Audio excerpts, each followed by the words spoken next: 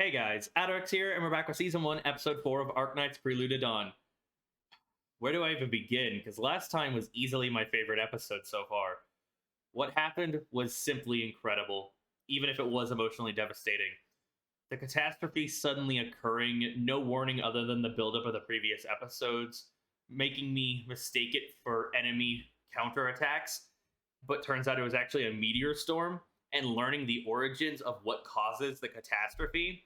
The fact that Originium is basically like a planetary infection, and when these crystals burst, it goes into the atmosphere and creates these storms, which could be blizzards, floods, or even meteor showers.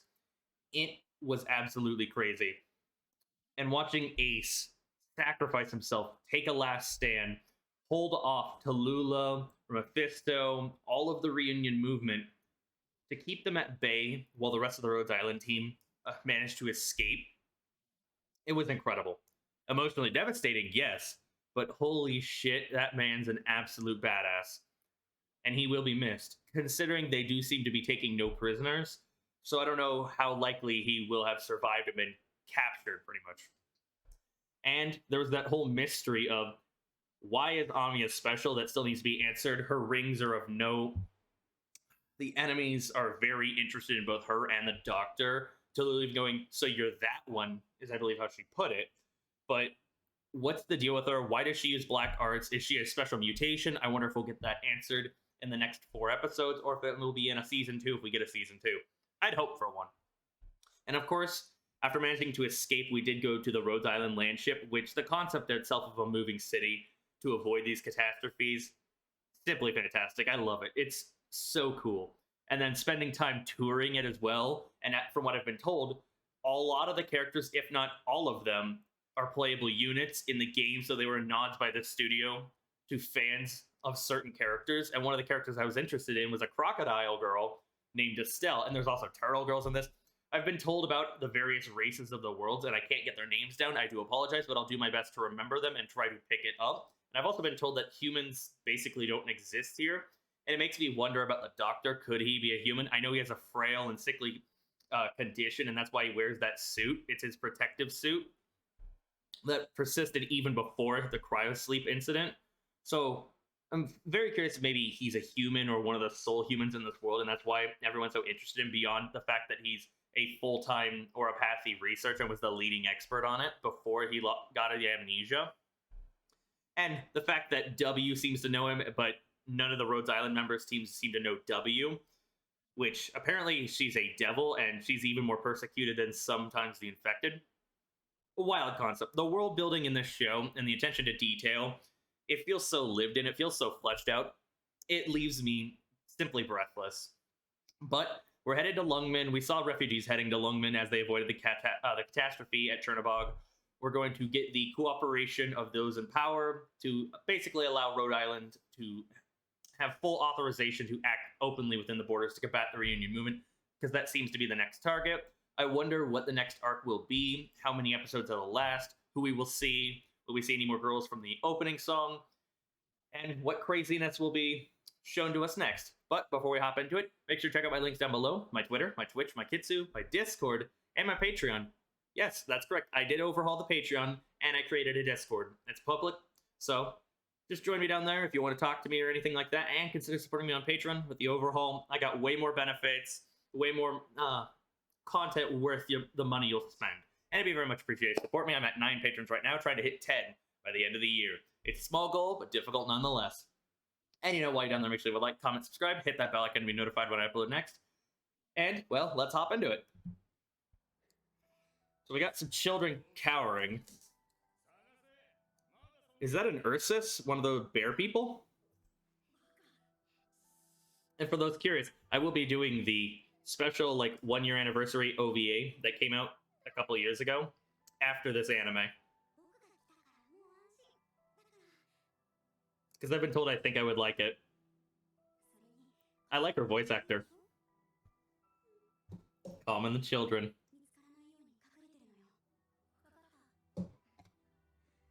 Very selfless person. Misha. Oh, the music that kicked in with this. So she's being hunted, presumably by the reunion movement or other bad people. But will she be saved by... And we're back. I did want to say real quick, if you ever feel like clarifying or providing extra information, feel free. I do my best to read every single comment. I heart them if possible. If there's spoilers, obviously I don't read them. Please don't spoil anything if possible. That level of respect is the bare minimum, but it'd be very much appreciated if you also want to clarify, like, the rarity of certain characters and so on, especially Misha. Her design seems interesting. We might end up seeing her saved by the Rhodes Island team and her being the person on the ground to work with them to get the better idea of what's happening in Lungmen and so on, considering how important she does seem both in this episode and the opening itself. Speaking of, if you want to see my reactions, opening and endings are automatically cut for YouTube, but they're always included in the full versions on Patreon. But yeah, anytime you want to just gush about the show, my commentary, or anything else entirely, feel free to comment. So we got some reunion movement. Who are they fighting? Ooh, Yato. So we got a member of the team, an actual named one, and not like guard.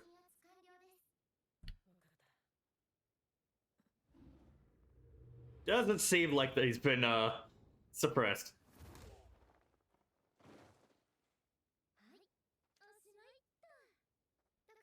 I like their designs.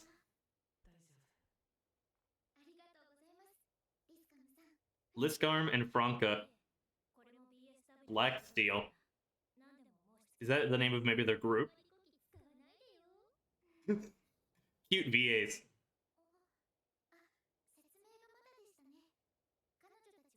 Oh, so basically independent mercenaries, maybe? Oh.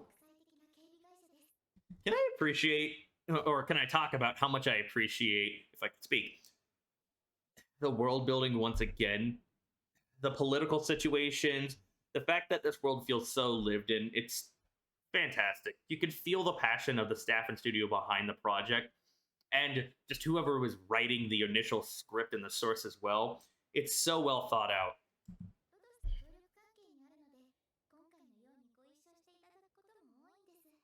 Wonder how many other corporations have partnerships. I love Amiya. She's so cute. So we're in a more of a desert location. Ooh, this music.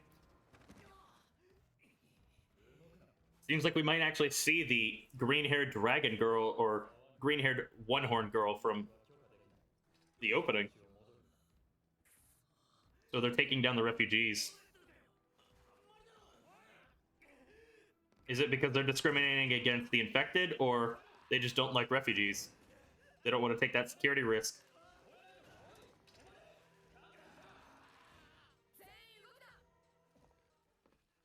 Ooh.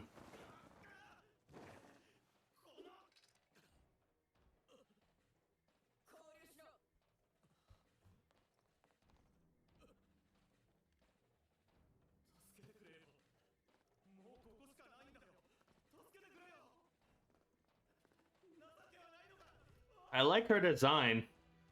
Now, is she a typical hard ass, or does she have a moral compass and is only just doing her job right now?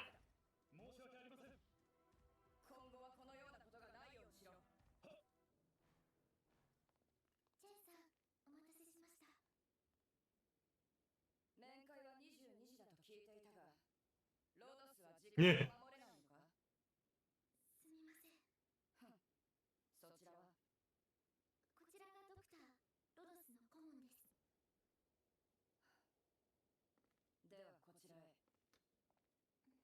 Seems at the very least they're being treated with courtesy.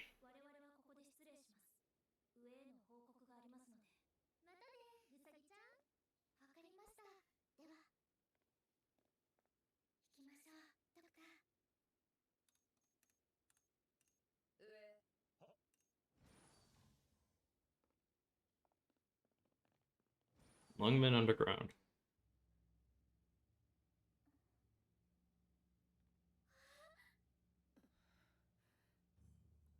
Okay, that scenery shot of the city, the landscape, fantastic. I like the use of the coloring, the different colored LEDs.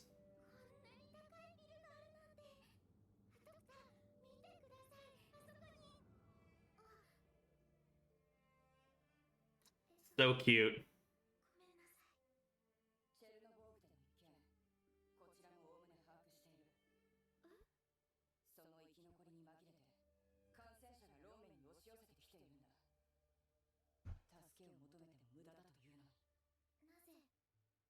Seems like she does feel conflicted about that.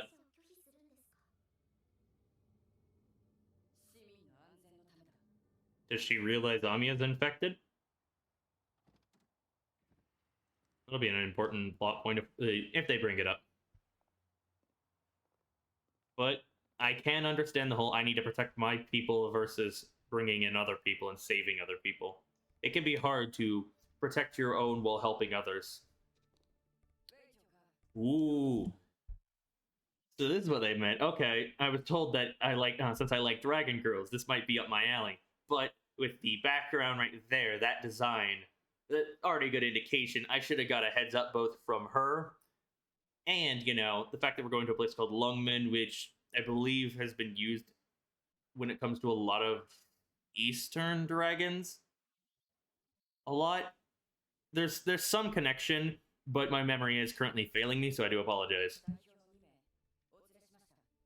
Chief Wei. Holy shit. One of the coolest designs.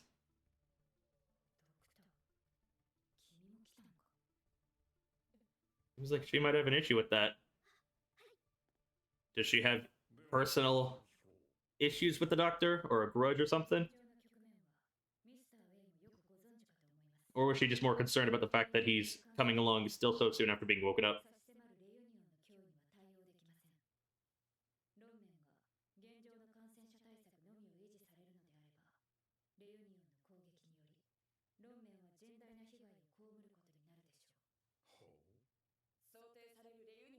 Do they already have, like, reunion traders in their midst, maybe?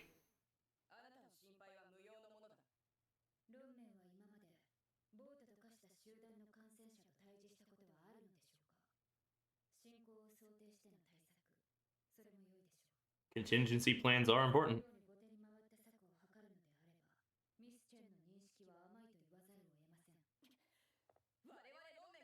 Lungman definitely seems Eastern. I can't say if it's Chinese, Japanese, Korean, but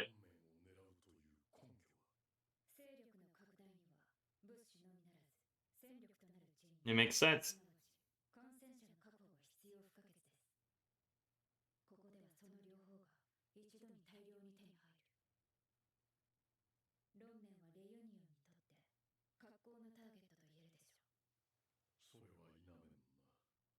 Dude's voice actor's so cool.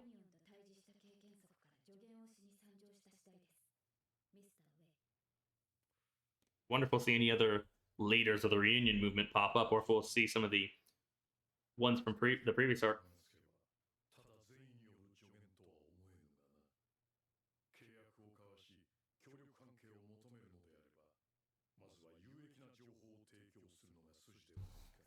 Information goes two ways.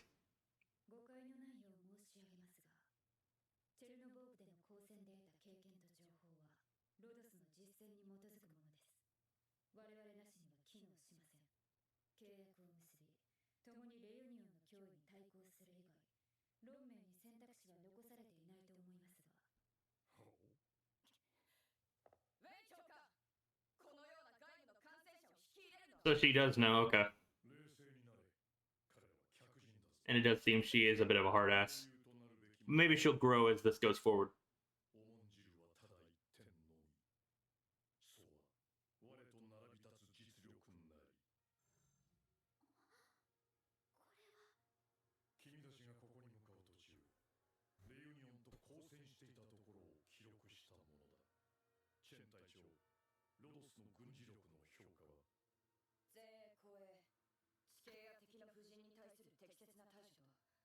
Definitely well trained.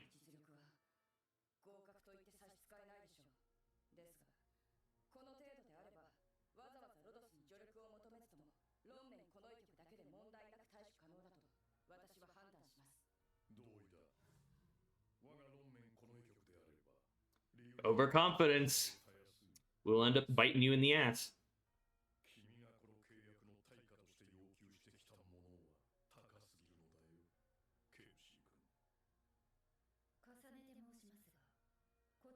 Don't underestimate him. Pride cometh before the fall.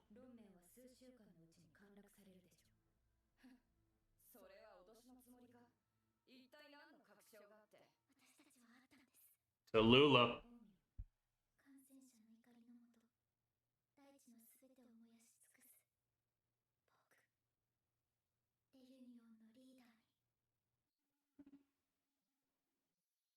And trust me, she has a lot of firepower.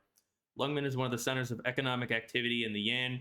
Under the visionary rule of Chief Wei Yunwu, it has developed rapidly and diversely, formed of densely built skyscrapers and operating an advanced traffic network. It assures peace and harmony by the Lungmen Guard Department, which is in charge of maintaining security and justice. Located on the northwest frontier of the Yan, it plays a unique role in the economic area as a commercial trade port. I like that. Now that we've moved to a different city, a different point of interest, we get actual information about it instead of just continuing to repeat the information we learned about Chernobog. So cool.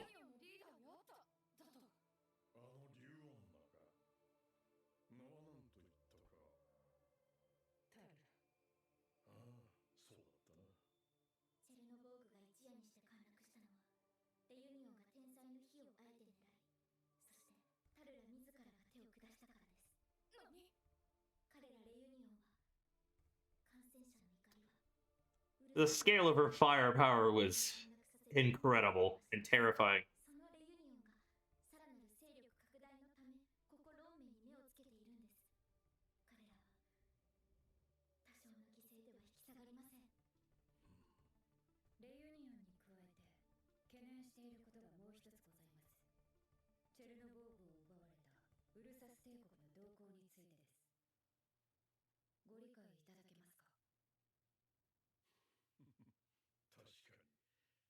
Wonder what they mean by that.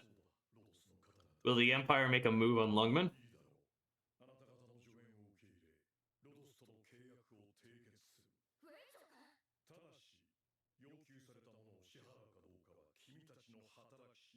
It's all about results.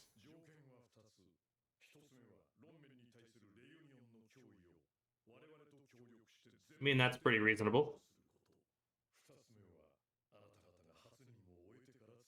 What will be the second condition?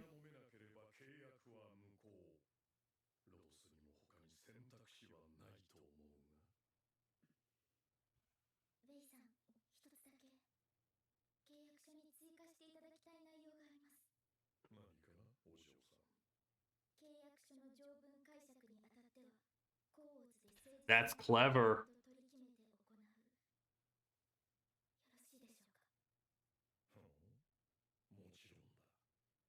Might come to save them, yeah?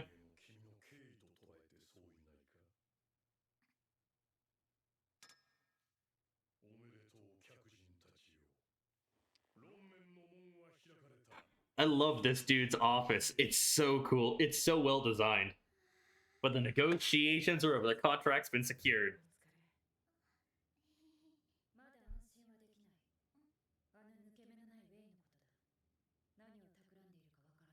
Yeah, that second condition that we'll find out after they've eliminated the reunion, right, does have me concerned. So she can smile.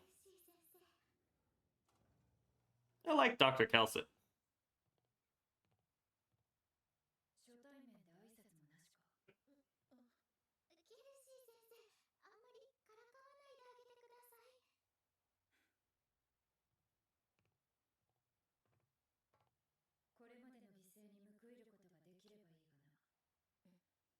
So it does seem she has something against him.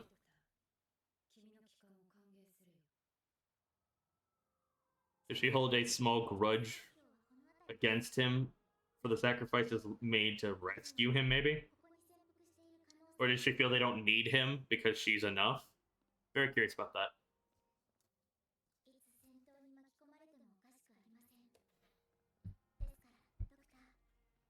She's gonna turn around and he left it aside.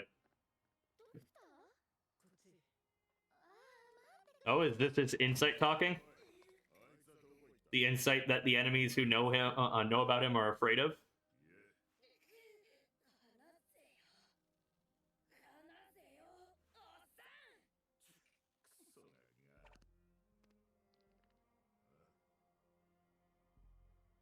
Just straight up tossing rocks.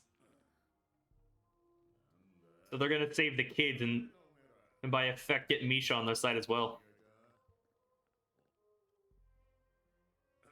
The side.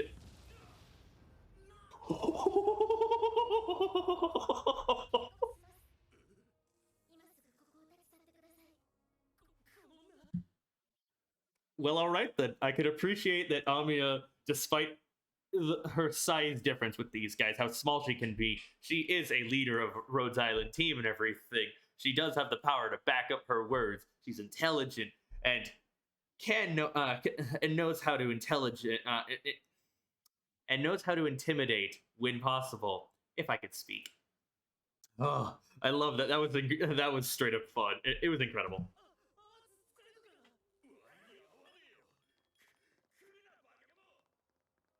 Yep, an indication of the infected.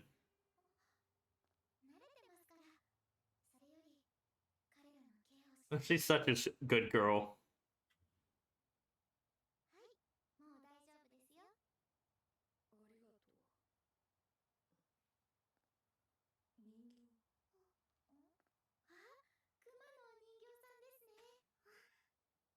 Oh.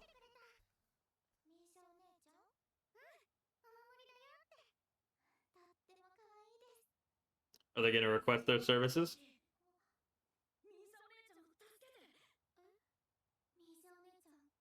I do wonder what she's been caught up in, yeah.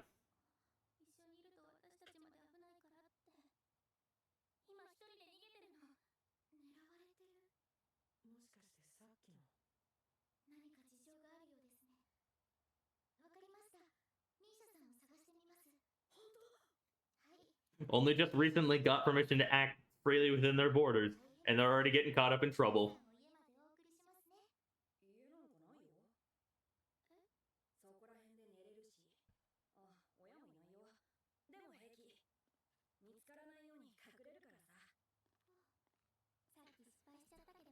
The cruel reality of the situation. Slums everywhere. In a prosperous city, there will always be those less than prosperous. Less than fortunate. You let me know how the audio is. I did turn up recently the gain on my mic.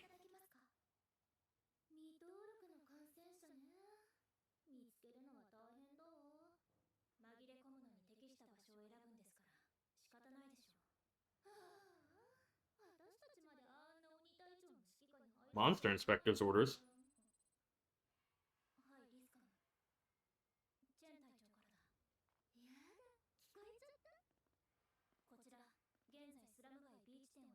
So now they're working with Officer Chen.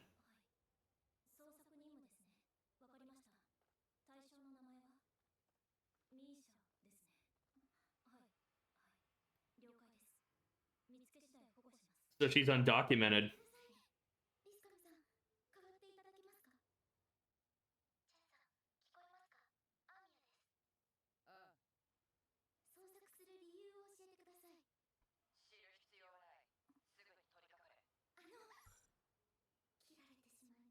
No respect.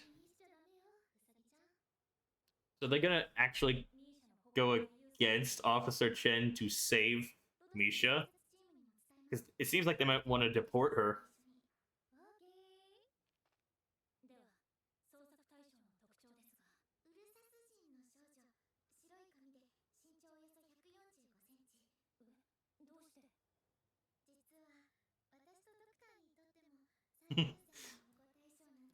Already at odds.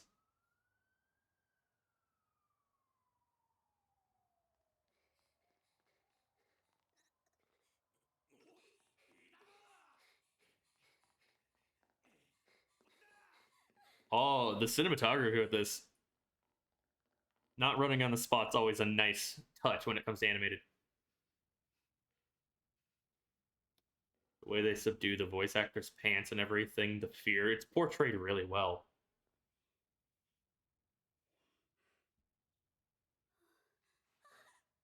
Oh, it damn near gave me a heart attack.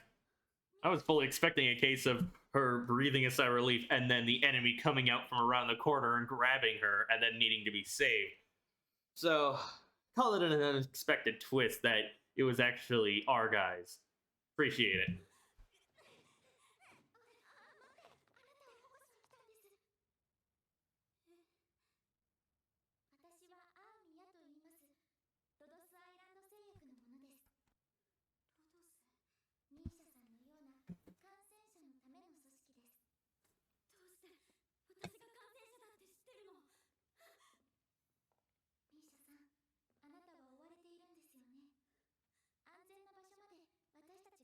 Make sure to tell her about the children. But it's natural that she'd be distrustful.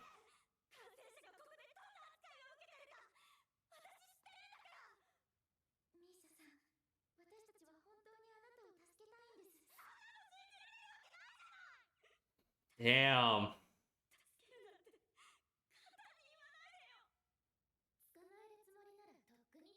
mean, that's fair. We know what they're capable of. Time to show off your infection.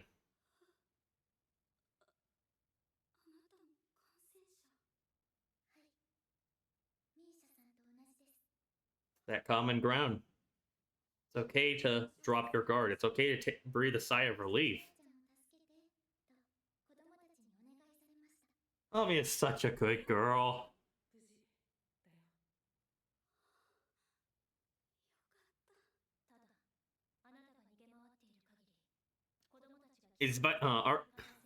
Will she and the kids by the end of this arc be brought onto the Rhodes Island land ship? That'd be pretty cool. It'd be very in line with what they want to accomplish, after all. Take that first step. But it is hard to trust. Especially with how infected are treated in this world.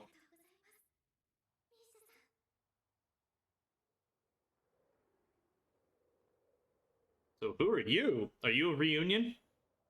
Yes, you are. Is that Crown Slayer? And we're back. Doesn't seem like an after credits scene, but again, it's always important to check. So that was episode 4, the halfway point of Arknights Prelude to Dawn. What did I think?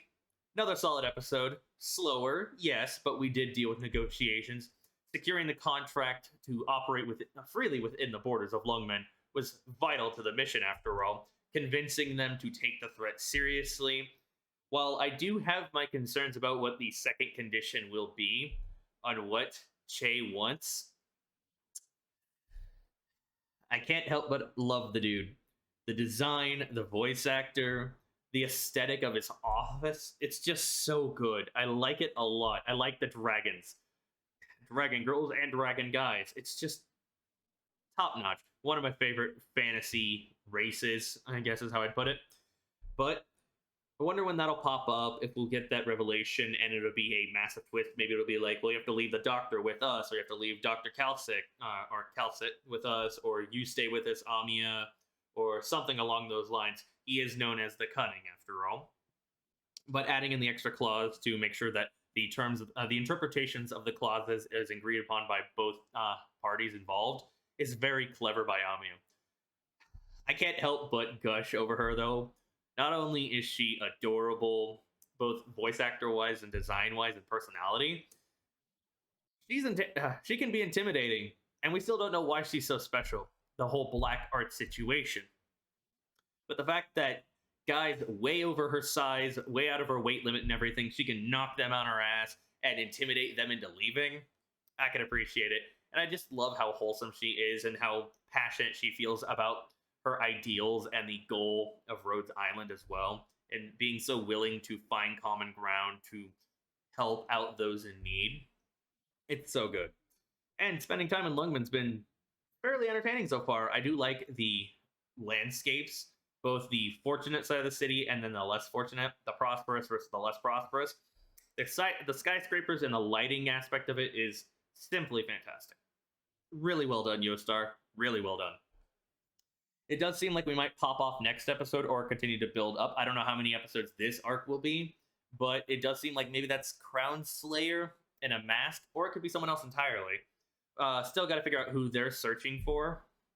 Are they searching for Amiya, considering Tallulah was interested in Amiya, W was interested in Amiya? Who will show up? Will Tallulah show herself up here again, and will we have a means of fighting her? What's the deal with Officer Chen? Will she grow as a person? Will we see her real personality, or is this her actual personality and not a facade she puts on for work and those around her because it's the mindset of her superiors and her colleagues? The whole, we don't want to save other people unless absolutely necessary because we're more focused on saving our own. We don't want to deal with the infected as much as possible, and so on. Definitely interested to learn about a lot of the characters introduced in here, and design wise and personality and voice acting so far, I can appreciate Misha. Very interesting to learn more about her, spend more time with her, see if she and the kids will be taken onto the Rhodes Island landship, as I theorized. So I was correct in them being saved by the Rhodes Island team. I can pat myself on the back, but it was fairly obvious that that's how they would get a boots on the ground kind of person to give them a better idea of the refugee situation, the slum situation, and maybe be able to pick up on any irregularities in those areas since the city doesn't have as many eyes over there. And they don't seem to be taking the reunion threat as seriously as they should be, only coming up with some contingency plans. But and even waiting for them to make a first attack, which is, in my honest opinion, stupid. But it's that confidence, it's that pride in their own abilities and their own resources that they could handle it. But we've seen what the reunion movement is capable of, and it's probably not even the tip of the iceberg. It's about to get even crazier. I can feel it. Definitely entertained so far with what we've seen. Very curious what we're going to get in the second half of this show. And as I've said, I do want a season two. I'd love another season two. And I plan on watching the OVA, the Holy Nightland one. It'll likely come out after episode 8 for Arknights. But if I can get it out sooner, I will. And, I did overhaul my Patreon. So if you want to support me over there, it'd be very much appreciated.